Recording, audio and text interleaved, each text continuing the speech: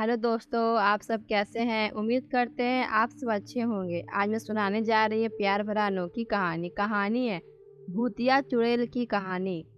मैं उस डरावनी रात को कभी नहीं भूल सकता जिस रात मैंने अपना सबसे अच्छा दोस्त सूरज पाटिल को खो दिया था।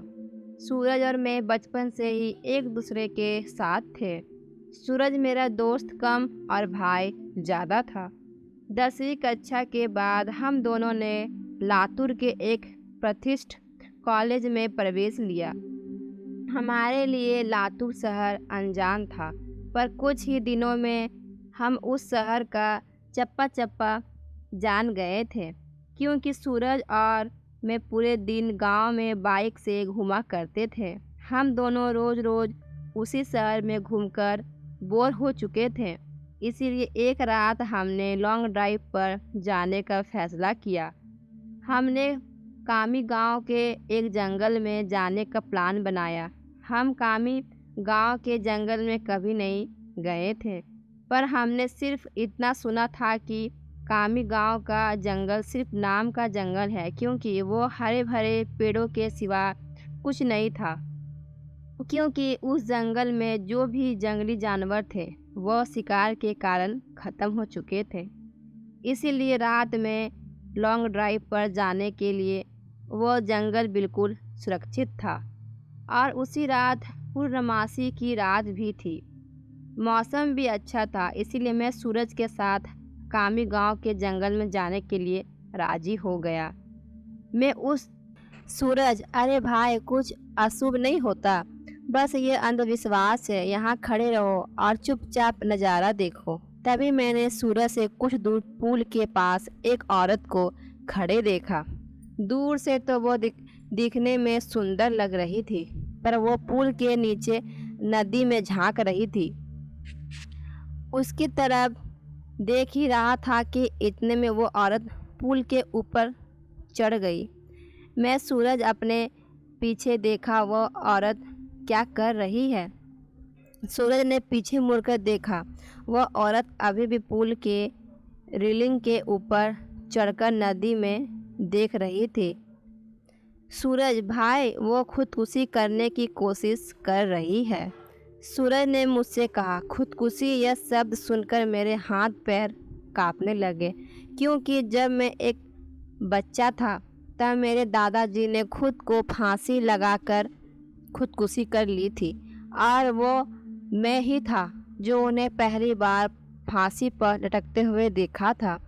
इधर सूरज उस औरत को रोकने के लिए उसकी तरफ भागा, लेकिन मैं वहीं खड़ा रहा, क्योंकि फांसी पर लटकते हुए मेरे दादाजी मेरे सामने आ रहे थे।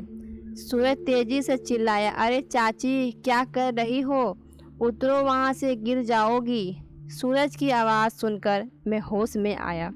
सूरज उस औरत के बहुत ही करीब जा पहुंचा था, और तभी वो औरत नदी में कूद गई। तब तक मैं दौड़ते हुए सूरज के पास जा पहुंचा। वह औरत हमारे सामने नदी में डूब रही थी और चीख रही थी, बचाओ बचाओ, पर हम उसे सिर्फ डूबते हुए देख रहे थे, क्योंकि हम दोनों बहुत ज़्यादा डर गए थे। वह औरत मदद के लिए बुला रही थी। फिर तभी सूरज ने अपनी टी शर्ट उतारा और पुल के रेलिंग पर चढ़ गया। मैंने उसका हाथ पकड़कर उसे रोकने की बहुत कोशिश की, लेकिन वो नहीं माना। उसने मेरे हाथ से अपना हाथ छुड़ाकर उस लड़की को बचाने के नदी में कूद गया। सूरज नदी ने कूदते ही उसने अपने आसपास देखा तो उसे वो औरत कहीं भी दिखाई नहीं दे रही थी। उसने सोचा कि वह डूब चुकी होगी। फिर उसने गहरी सांसें ली और पानी के अंदर डुबकी लगाई। कुछ देर बाद वो पानी के ऊपर आया, लेकिन वहाँ लड़की कहीं नहीं दिखाई दे रही थी।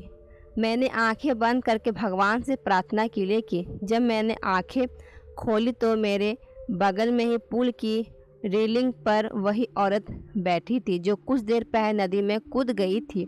वह किसी जंगली जानवर की तरह पुल की रेलिंग पर बैठी हुई थी और नदी में सूरज की तरफ देख रही थी। मैं मन ही मन सोच रहा था कि तभी मुझे लगा कि ये औरत नहीं बल्कि एक चुड़ैल है और मैं डर के मारे कांपने लगा और जोर से चिल्लाया, सूरज।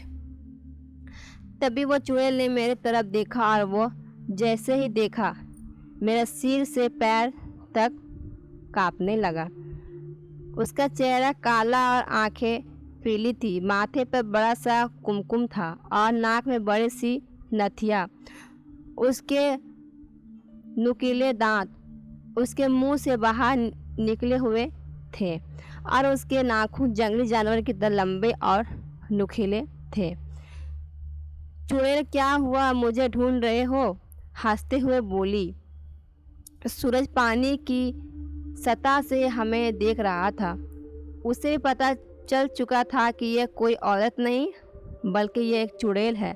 सूरज हमें चौड़ी आंखों से देख रहा था। मैंने सोचा अब यह चुड़ैल मुझे इस पुल पर चीर फाड़ कर मार डालेगी और फिर मेरी कच्चे मांस को चबा कर खा जाएगी, क्योंकि मैं अकेले ही उसके पकड़ में आ गया था और डर के मारे मैंने अपने पैंट में पेशाब कर दी। चुड़ैल, डरो मत, मैं तुम्हें नहीं उसे अपने साथ नदी में ले जा रही हूँ। जब मैं यह सुना तो मेरा दिल डर से दहल उठा। मैंने सूरज से चिल्लाते हुए कहा, सूरज जल्दी से पानी से बाहर निकलो, नहीं तो यह चुड़ैल तुम्हें पानी में ले जाएगी।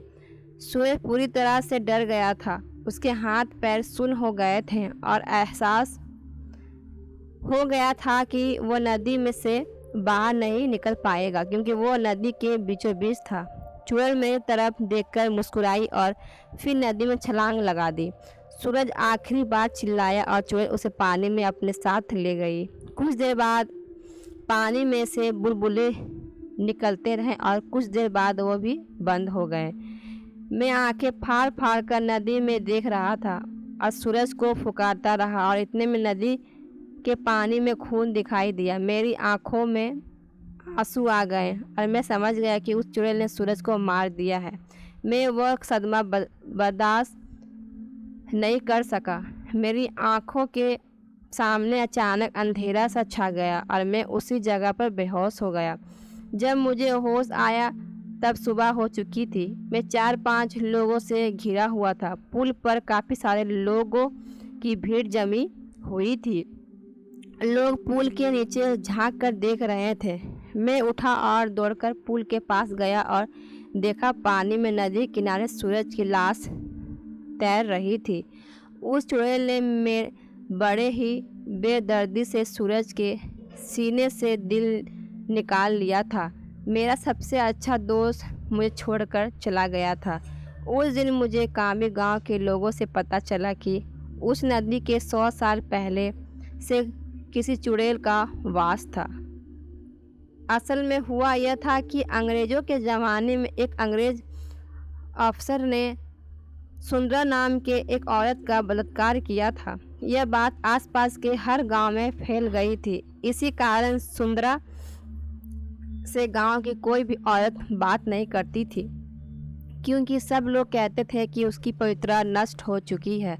गांव के लोगों उस हर दिन ताने मारते थे। कुछ दिन बाद सुंदरा के पति ने भी उसे छोड़ दिया।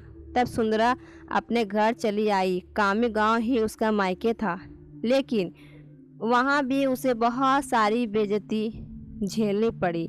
वह हर दिन लोगों के ताने सुनकर तंग आ गई थी। इसलिए एक दिन पूर्णमासी की रात सुंदरा ने कामी गांव के जॉर्ज ब्रिज से नदी से कूदकर खुदकुशी कर ली थी। मरने के बाद वह चुड़ैल बन गई और पूर्णमासी की रात सुंदरा उस ब्रिज पर आती थी और लोगों को इस तरह कपट से अपना शिकार बनाती थी।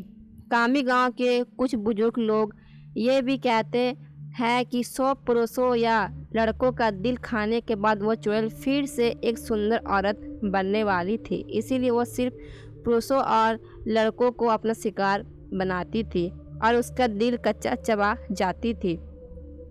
सूरज के मरने के बाद कामी गांव के जॉर्ज ब्रिज पर कभी भी वो चुड़ैल दिखाई नहीं दी। इसीलिए कामी गांव के लोग कहते हैं कि मेरा दोस्त सूरज उस चुड़ैल का आखिरी शिकार था।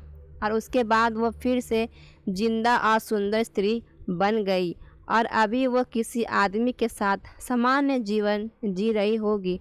तो दोस्तों, ये कहानी आप सभी को सुनकर कैसे लगे, आप हमें कमेंट के माध्यम से बता सकते हैं और अपने दोस्तों के साथ शेयर करें। प्लीज़ लाइक करें, सब्सक्राइब करें। धन्यवाद।